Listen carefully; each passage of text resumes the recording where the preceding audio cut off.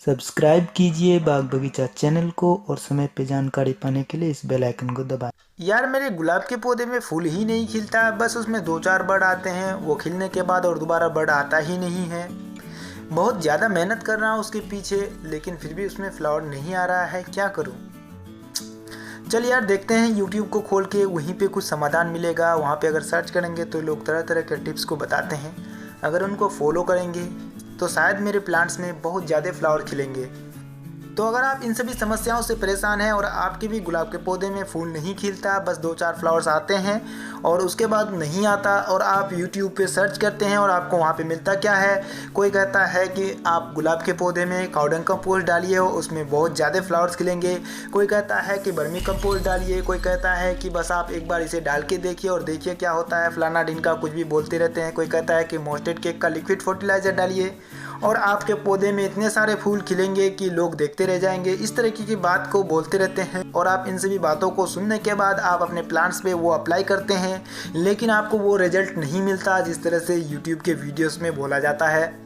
तो दोस्तों, ये जो लोग अपने अपने तरीके से अपना अपना एक्सपीरियंस को शेयर करते हैं, तो वो कुछ हद तक सही है लेकिन कुछ हद तक गलत भी है। क्योंकि अगर आप अपने प्लांट्स में काउडंग कंपोस्ट को डालेंगे तो काउडंग कंपोस्ट का जो किरदार होता है, जो उसका रोल होता है, बस वही निभाता है। उसमें जो न्यूट्रिएंट्स होता है वो केवल उतना ही प्लांट्स को दे पाएगा। उसी तरह से जितने भी सारे फर्टिलाइज़र होते हैं, सबका अलग अलग किरदार है, सबका अलग अलग रोल है। तो अगर आप एनपीके के अंदर ब्रोन या जिंक ढूंढेंगे तो आपको वहाँ पे नहीं मिलेगा। अगर आप चाहेंगे कि एनपीके डाल के अपने सॉइल का पीएच लेवल को मेंटेन करें तो ऐसा बिल्कुल भी नहीं होगा, क्योंकि एनपीके के अंदर सिर्फ नाइट्रोजन, फास्फोरस और पोटासियम होता है, इसके अलावा और कुछ नहीं होता।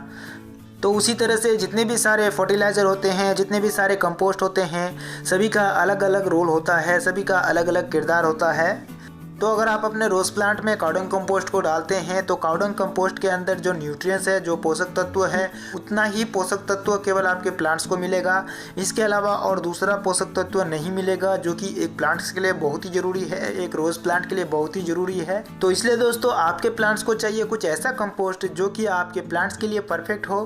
तो इसलिए आज इस वीडियो में मैं एक ऐसे कंपोस्ट के बारे में बात करूँगा जो कि आपके रोज़ प्लांट के लिए परफेक्ट है। तो इसलिए आप इस वीडियो को शुरू से लेकर अंत तक जरूर देखिए, क्योंकि आपने आधा वीडियो तो ऑलरेडी देख चुका है, बाकी का भी पूरा कर लीजिए। तो चलिए जानते हैं उस कंपोस्ट के बारे में। दोस्तों, ये जो कंपोस्ट है ये रोज़ प्लांट के लिए परफेक्ट तरीके से बनाया गया है। इसमें हर चीज़ मौजूद है। एक रोज़ प्लांट को जो जो चीज़ चाहिए, जो जो न्यूट्रिएंट्स चाहिए, वो इसमें मौजूद है। तो दोस्तों, ये जो कंपोस्ट है इसको मैं अपने घर पर तैयार नहीं किया हूँ, ये ऑलरेडी बना बनाया आता है मार्केट में। ये बहुत ही आसानी से मिल जाता है। आपको रोज़ फूड के नाम से ये कंपोस्ट मिलेगा। आप इसे अगर गार्डनिंग शॉप में ढूंढेंगे तो आपको ये बहुत ही आसानी से वहाँ पे मिल जाएगा। अगर आप इसे ऑनलाइन ढूंढेंगे, अमेजोन इंडिया पे ढूंढेंगे, तो आप रोज़ फूड के नाम से इसे सर्च कर सकते हैं। बाकी ये तरह तरह के नामों में आता है, आप उसमें से कोई एक सा भी उठा लीजिए, सभी एक जैसे ही काम करते हैं।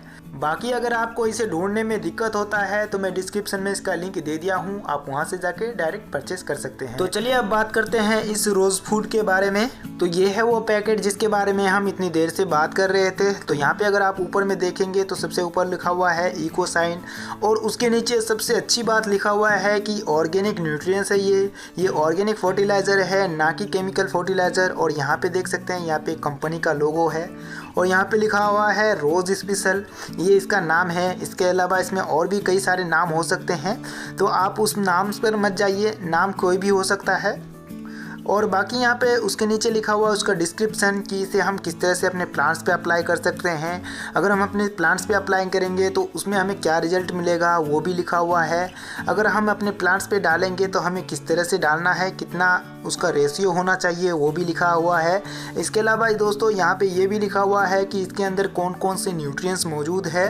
तो बहुत ही अच्छी बात है, अगर आप इसके डिस्क्रिप्शन को पढ़ लेते हैं तो आपको काफ़ी ज़्यादा नॉलेज मिल जाएगा। तो चलिए हम भी अपने प्लांट्स पे इसे डाल देते हैं, लेकिन उससे पहले आपको अपने रोज़ प्लांट की मिट्टी को अच्छी तरह से गुड़ाई कर देना है। गुड़ाई करने के 2 से 3 दिन के बाद ही इस फर्टिलाइज़र को अपने प्लांट्स पे डालना है। अगर आप ऐसे डालते हैं तो आपके प्लांट्स का जो ग्रोथ है बहुत ही अच्छी तरह से होगा, बहुत ही फास्ट होगा, उसमें फ्लावरिंग बर्ड भी बहुत ही जल्द निकलेंगे।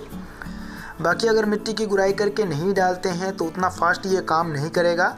जो कि इसका परफेक्ट नियम यही है कि आप अपने प्लांट्स की मिट्टी को अच्छी तरह से गुड़ाई कर लीजिए। गुड़ाई करने के कम से कम 48 घंटे तक इसे ऐसे ही छोड़ दीजिए। ना तो इसमें पानी डालना है, ना ही इसमें कुछ और डालना है। तो यहाँ पे आप देख सकते हैं लगभग 48 घंटे पहले मैंने इसका मिट्टी की गुड़ाई कर दिया था और ये अब बहुत ही अच्छी तरह से सूख चुका है, बहुत ही अच्छी तरह से ये ड्राई हो चुका है। तो चलिए हम इसमें कंपोस्ट को डाल देते हैं। तो डिस्क्रिप्शन के मुताबिक एक 12 इंच के पॉट में आप कम से कम 50 ग्राम कंपोस्ट को डाल सकते हैं। तो चलिए हम भी लगभग 50 ग्राम यहाँ पे कंपोस्ट को डाल देते हैं। क्योंकि ये ऑर्गेनिक है तो ये थोड़ा सा कम बेस चलेगा। अगर आप ज़्यादा भी डाल देंगे तो कोई दिक्कत नहीं होगा आपके प्लांट्स को, क्योंकि ये ऑर्गेनिक फर्टिलाइज़र है। तो चलिए हम भी लगभग 50 ग्राम के करीब इसमें डाल देते हैं और इसको डालने के बाद अच्छी तरह से हमें मिट्टी को मिक्स कर लेना है। और मिट्टी को मिक्स करने के बाद हम इसमें बहुत ही अच्छी तरह से वाटरिंग कर देंगे। वाटरिंग लगभग 2 से 3 बार में करना है।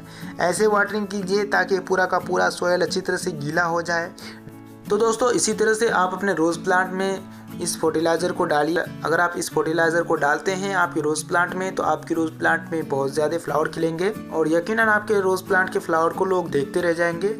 तो बस यही था आज का हमारा छोटा सा वीडियो। तो उम्मीद है कि आपको ये वीडियो पसंद आया होगा। वीडियो अगर पसंद आए तो इस वीडियो को लाइक ज़रूर कर दीजिए, अपने दोस्तों तक इस वीडियो को शेयर ज़रूर कीजिए और अगर आपने अभी तक मेरे चैनल को सब्सक्राइब नहीं किया है तो ज़रूर सब्सक्राइब कर लीजिए और साथ ही साथ आप मेरे फेसबुक पेज, ट्विटर और इंस्टाग्राम को फॉलो भी कर लीजिए, जिसका लिंक डिस्क्रिप्शन में मैं दे दिया हूँ। तो फिर मैं मिलता हूँ अगले वीडियो में किसी नई जानकारी के साथ। तब तक के लिए जय हिंद।